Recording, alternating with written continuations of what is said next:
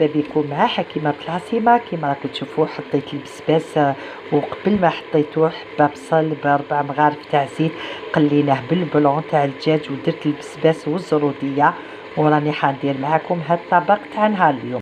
ونزيدو نديرو شوية فلفل الكحل ونكملو بالقرفات تاع الغبرة ونكملو حاجة غير قليلة في القرفة. نزيدو الملح ما كتروش.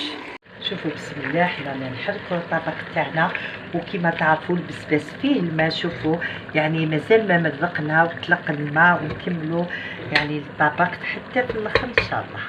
شوفوا انا هنا ندير هاد الزيتون راكم يزيد لنا فلفلنا في الطبق تاعنا.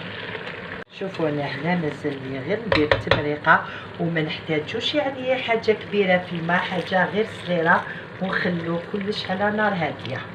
الطبق تاعنا رانا نجمرو عليه ونزيدو له المعدنوس ونوريه لكم في طبق التقديم. او الطبق تاع نهار اليوم بسباس مرقه بيضاء وزدنا له المعدنوس ورافقناه بالقارص وكما شفتوا يعني زدنا له الزيتون وزروديه زادت في البنه.